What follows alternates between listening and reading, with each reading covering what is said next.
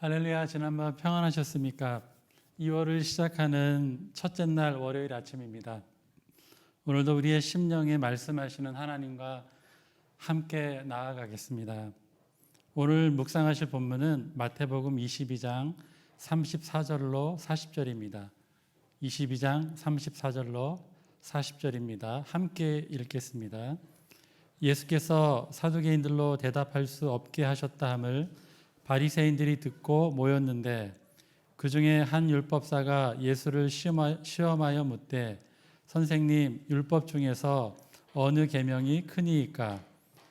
예수께서 이르시되 내 마음을 다하고 목숨을 다하고 뜻을 다하여 주 너의 하나님을 사랑하라 하셨으니 이것이 크고 첫째 되는 계명이요 둘째도 그와 같으니 내 이웃을 내 자신같이 사랑하라 하셨으니 이 두 계명이 온 율법과 선지자의 강령이니라. 아멘. 잠시 기도하고 말씀을 보겠습니다. 하나님 감사합니다. 새 날을 주셨습니다.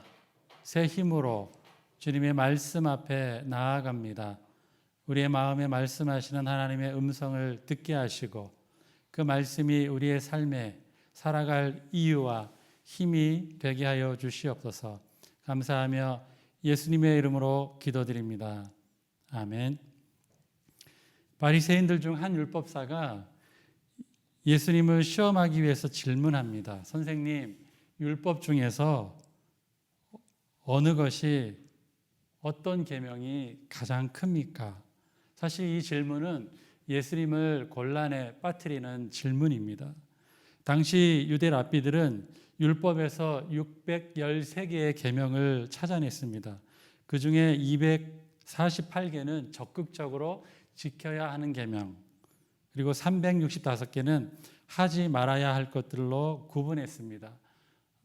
바리새인들 사이에서도 율법사들 사이에서도 어떤 계명이 중요하냐, 어떤 계명이 더 크냐, 더 먼저냐라고 하는 논쟁은 계속돼서 있었다고 합니다.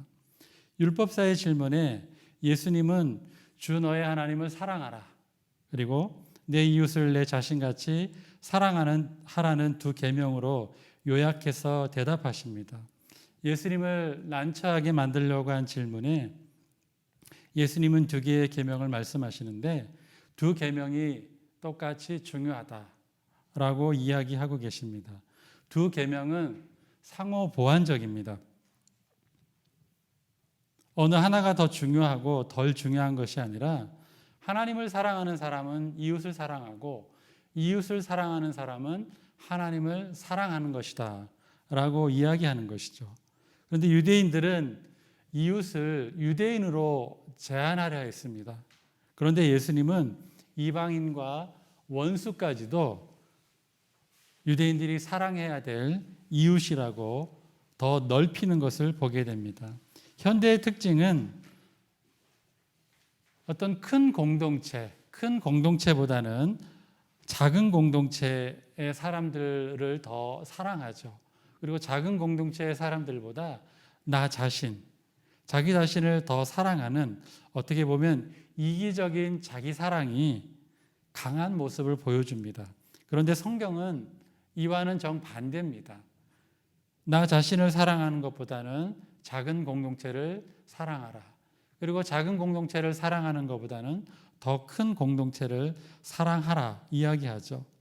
그러니까 자기를 사랑하되 다른 사람보다 먼저 자기 자신을 추구하는 삶을 살아가지 말아라 라고 이야기하는 것이 성경의 원리입니다. 누가복음 10장에서는 오늘 나온 이야기에 한 가지 이야기가 더 덧붙여져 있습니다. 우리가 잘 아는 선한 사마리아인에 대한 이야기입니다. 누가복음에서는 한 율법사가 예수님을 시험하려고 질문할 때 무엇을 해야 영생을 얻을 수 있습니까? 무엇을 해야 영생을 얻을 수 있습니까? 라는 이 질문에 예수님이 질문으로 그 답을 요구하십니다. 그랬을 때 율법사가 이야기합니다. 율법에 무엇이라고 기록되었느냐? 예수님의 이 질문에 율법사는 내 마음을 다하며 목숨을 다하며 힘을 다하며 뜻을 다하여 주 너의 하나님을 사랑하고 또한 내 이웃을 내 자신과 같이 사랑하라 하였나이다. 이렇게 이야기하죠. 그리고 율법사는 거기에 덧붙여서 질문을 한 가지 더 합니다. 예수님, 내 이웃이 누구입니까? 이 질문에는 누군가를 내 이웃에서 배제시켜서 자신의 책임을 회피하려고 하는 의도가 보입니다. 이게 무슨 말이냐면요. 이 질문 안에는 내가 사랑할 수 있는 사람과 내가 사랑하지 않을 수 있는 사람이 있을 수 있다라고 하는 것을 보여주는 거죠. 내 이웃이 누구입니까? 라고 하는 것은 내 이웃이 아닌 사람도 있을 것이다 라는 것을 보여주는 거죠. 그랬을 때 예수님은 그 대답을 선한 사마리아인의 비유를 통해서 이야기하십니다. 우리가 잘 아는 이야기입니다. 한 사람이 예루살렘에서 여리고로 내려가다가 강도를 만납니다. 그런데 성경에는 나와 있지 않지만은 우리가 생각해 볼 수 있는 것은 이 강도를 만난 사람은 유대인인 것 같아요. 한 유대인이 예루살렘에서 여리고로 내려가는 그 길에서 강도를 만나서 맞고 옷을 다 빼앗기고 길거리에 거의 죽을 지경이 되어서 버려져 있는 것을 보게 됩니다. 그럴 때 첫 번째 제사장이 나타나서 그 앞을 지나가는 거죠. 우리가 알다시피 제사장들은 교리적으로는 순결한 사람입니다. 깨끗한 사람이죠. 좋은 이웃이 될 수 있는 자격을 충분히 가지고 있는 사람입니다.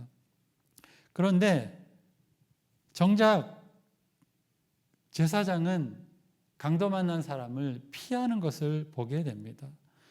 제사장의 직분이 무엇입니까? 하나님을 나타내기 위해서 부름을 받았기 때문에 그의 삶을 통해서 하나님의 성품과 하나님이 하시는 일을 보여주시는 사람입니다.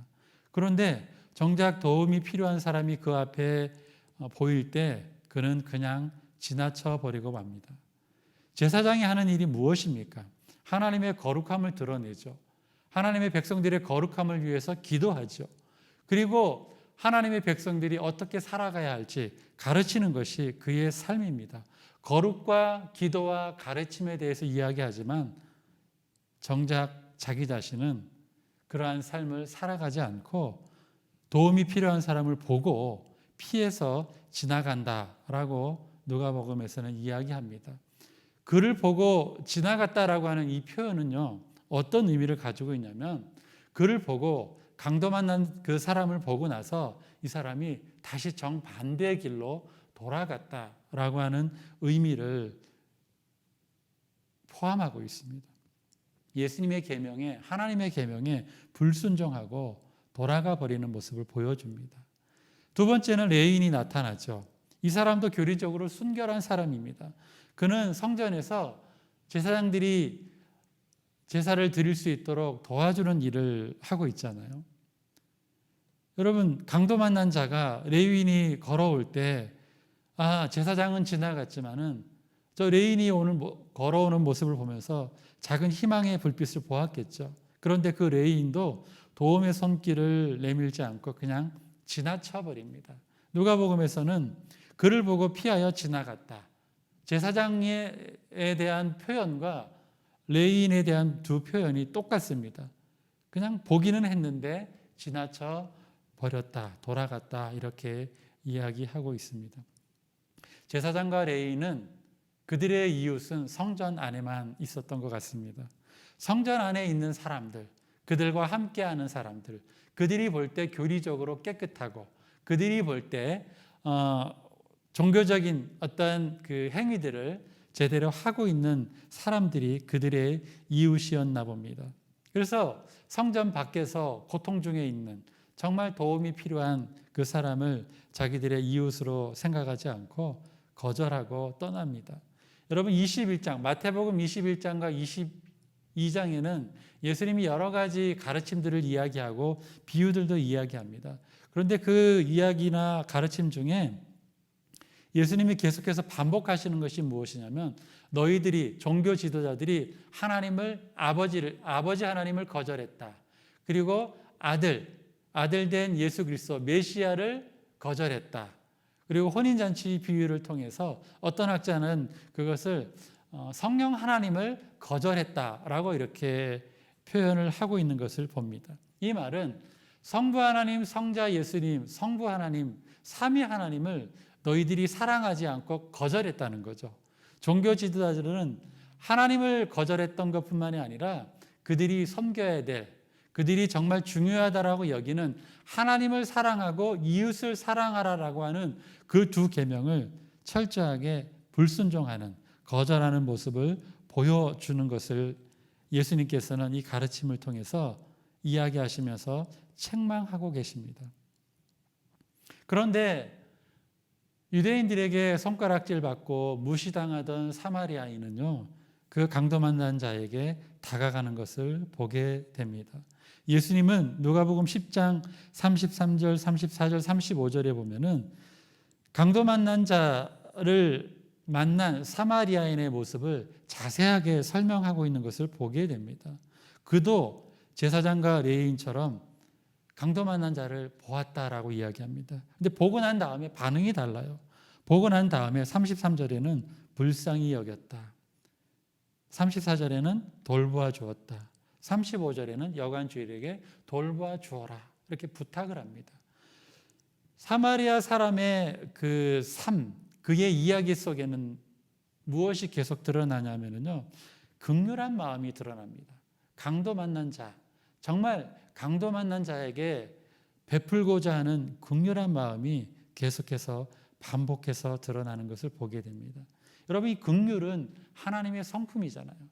제사장과 레위에게서는 찾을 수 없는 하나님의 성품이 유대인들에게 무시받던, 유대인들에게 비난받던 사마리아 사람의 말과 행동에는 계속해서 묻어나고 있는 것을 보게 됩니다. 예수님이 질문하십니다. 누가 강도 만난 자의 이웃이 되겠느냐? 율법사는 자비를 베푼 자입니다. 이야기합니다. 그러자 예수님은 너도 이와 같이 하라. 너도 이와 같이 강도 만난 자에게, 도움이 필요한 자에게 자비를 베푸는 삶을 살아가라 이야기합니다. 여러분, 이웃을 사랑하는 것은 하나님의 명령입니다. 그리고 예수님께서 다시 한번 이 하나님의 명령을 예수님을 따르는 많은 사람들, 그리고 특별히 율법사들과 바리새인들에게 다시 한번 강조하면서 이야기하고 있는 것을 보게 됩니다. 교리적으로는 순결했지만 도움이 필요한 이웃을 외면했던 제사장과 레위인, 교리적으로는 부정했지만 강도 만난 사람에게 다가가서 자비를 베푼 사마리아 사람의 차이는 무엇입니까? 그들이 가지고 있는 차이는 하나입니다. 그들의 마음 안에 긍휼이 있었느냐, 하나님의 긍휼의 마음이 있었느냐, 긍휼의 마음이 없었느냐, 그 하나의 차이였던 것을 보게 됩니다. 여러분, 죄인인 인간, 죄인된 저와 여러분들의 마음 안에는 하나님의 긍휼이 있을까요? 그 하나님의 긍휼을 우리는 이 땅을 살아가면서 이 땅을 향하여서 도움이 필요한 자들에게 긍휼을 베풀 수 있는 힘과 능력이 있을까요? 바울은 이야기합니다. 로마서 5장 5절에 보면은 소망이 우리를 부끄럽게 하지 아니함은 우리에게 주신 성령으로 말미암아 하나님의 사랑이 우리 마음에 부은 바 됨이니. 아멘. 사도 바울은 이야기합니다. 우리 안에 이미 내주하시는 성령 하나님으로 말미암아 하나님의 사랑은 우리의 마음 안에 이미 넉넉하게 충분하게 부어졌다라고 이야기하고 있습니다. 사랑하는 성도님들, 하나님을 창조자로 믿고 계십니까? 예수님을 우리의 구원자로 믿고 계십니까?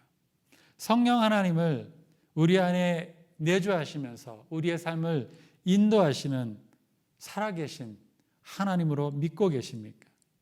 이 삼위 하나님을 사랑하고 계십니까? 이 네 가지 질문에 모든 성도님들이 아멘으로 대답하리라고 믿습니다. 여러분, 그렇다면 우리가 이 질문에 하나님 맞습니다, 아멘으로 고백하는 성도님들이라면 우리 안에 이미 성령 하나님이 거주하고 계시고 내 안에 내주하시는 성령 하나님 때문에 우리 안에 하나님의 사랑이 충만하게 부어졌다는 사실을 기억하시길 바랍니다. 그 사실을 기억하신다면 우리는 너도 이와 같이 하라라고 하신 예수님의 명령에 순종할 수 있을 것입니다. 하나님을 사랑하라는 계명은 우리가 반드시 순종해야 됩니다. 그렇지만 하나님을 사랑한다는 이유 때문에 이웃을 사랑하는 것을 등한히 해서는 안 되는 것이죠. 제사장과 레위인들은 하나님을 사랑하는데 하나님을 사랑한다고 했는데 이웃은 사랑하지 않았습니다. 그러나 사마리아인은 하나님도 사랑하고 이웃도 사랑하는 모습을 보여줍니다. 예수님은 사마리아인의 이야기를 통해서 너희들은 하나님도 사랑하고 이웃도 사랑하는 하나님의 긍휼을 넉넉하게 이 땅 가운데 흘러보내는 삶을 살아가라고 이야기하고 계십니다. 우리는 코로나로 인해서 여전히 모여서 예배하지 못합니다. 여러분 어떻습니까? 불편하기도 하고 힘들기도 하고 정말 이렇게 어렵고 어떻게 해야 될지 모르는 그런 성도님도 계실지 모릅니다. 교회에 모일 수 없기 때문에 힘들어하기보다는 여러분 교회 밖에 있는 이웃을 향하여 그들에게 나아가서 자비를 베풀라고 하시는 하나님의 음성으로 우리가 이 상황을 받아들인다면 여러분 우리가 하나님만 사랑하는 것이 아니라 하나님도 사랑하고 또 하나님이 우리에게 붙여주신 이웃도 사랑할 수 있는 그러한 삶을 살아갈 수 있다면 오히려 이 코로나가 우리에게는 더 복이 되고 하나님을 더 충만하게 경험하고 그 하나님을 이 땅 가운데 흘러보내는 저와 여러분들의 복된 삶이 될 것입니다. 여러분 이번 한 주간 동안 하나님의 긍휼을 힘입으시고요. 그 긍휼에 힘입어서 우리 곁에 있는 강도 만난 자와 같은 이웃에게 다가가는 하루하루가 되시기를 주님의 이름으로 부탁하며 말씀을 마치도록 하겠습니다. 기도하겠습니다. 하나님을 사랑한다고 하지만 우리의 삶 속에 이웃을 사랑하지 못할 때가 있었습니다. 때로는 이웃을 사랑하기 때문에 하나님을 사랑하는 것을 등한히 할 때도 있었음을 고백합니다. 마음과 목숨과 뜻을 다하여 하나님을 사랑하고 이웃을 자신과 같이 사랑하라는 말씀을 따라 살아가기를 소망합니다. 나의 힘으로 할 수 없기 때문에 우리의 마음 안에 내주하시는 성령 하나님, 그 성령 하나님께서 부어주신 하나님의 사랑으로 말미암아 하나님의 말씀을 순종할 수 있는 힘과 지혜를 주시니 감사를 드립니다. 하나님 그 사랑에 힘입어 오늘도 하나님을 사랑하고 이웃을 사랑하며 섬기는 복된 하루가 되게 하여 주시옵소서. 한 주간 동안 하나님의 긍휼을 이 땅 가운데 넉넉하게 흘러보내는 복된 삶이 되게 하여 주시옵소서. 감사하며 예수님의 이름으로 기도드립니다. 아멘.